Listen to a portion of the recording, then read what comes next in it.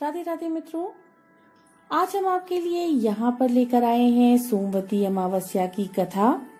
सोमवती अमावस्या यानी सोमवार को पड़ने वाली अमावस्या और सोमवार यानी भगवान शिव का दिन।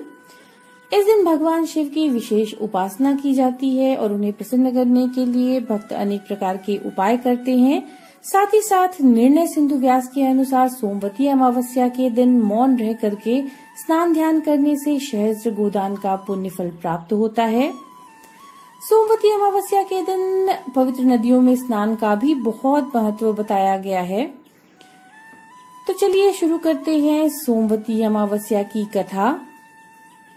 एक गरीब ब्राह्मण था। उस परिवार में पति पत्नी के अलावा एक पुत्री भी थी और वह पुत्री जब धीरे धीरे करके बड़ी होने लगी तो वह देखने में बहुत ही सुंदर थी, साथ ही साथ संस्कारवान और गुणवान भी थी। लेकिन गरीब होने के कारण उसका विवाह नहीं हो पा रहा था। एक दिन उस ब्राह्मण के घर में एक साधु महाराज पधारे और वो उस कन्या के सेवा भाव से बहुत खुश हुए। कन्या को लंबी आयु का आशीर्वाद देते हुए साधु ने कहा कि इस कन्या की हथेली में विवाह योग्य रेखा नहीं है। तब ब्राह्मण दंपति ने साधु से उपाय पूछा कि कन्या ऐसा क्या करे जिससे उसके हाथ में विवाह का योग बन जाए। साधु ने कुछ देर तक विचार किया और विचार करने के बाद अपनी अंतर्दृष्टि से ध्यान करके बताया कि कुछ ही दूरी में एक गांव में सोना नाम की एक धोबिन जाति की महिला अपने बेटे और बहू के साथ रहती है, जो बहुत ही आचार विचार और संस्कार संपन्न तथा पतिपरायण है। अगर ये कन्या उसकी सेवा करे और वह महिला इसकी शादी में अपने मांग का सिंदूर लगा दे और उसके बाद इस कन्या का विवाह हो तो इस कन्या का वैधव्य योग मिट सकता है। साथ ही साथ साधु ने ये भी बताया कि वो महिला कहीं नहीं आती जाती। ये बात सुनकर के ब्राह्मणी ने अपनी बेटी से धोबिन की सेवा करने की बात कही।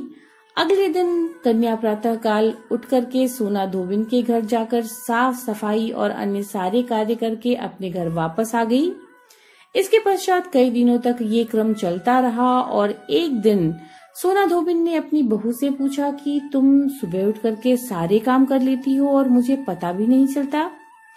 ये सुनकर के बहू ने बोला, माँ जी, मैंने तो सोचा कि आप ही सुबह उठकर सारे काम खुद ही खत्म कर लेती हैं। इस पर दोनों सास बहू ने निगरानी करने का निर्णय लिया और देखना चाहा कि सुबह घर का काम करके कौन चला जाता है।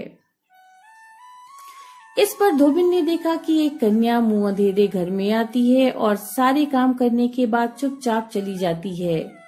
जब वह जाने लगी तब सोना धोबिन उसके पैरों पे गिर पड़ी और पूछने लगी कि आप कौन हैं और इस तरह छुपकर मेरे घर की चाकरी क्यों कर रही हैं।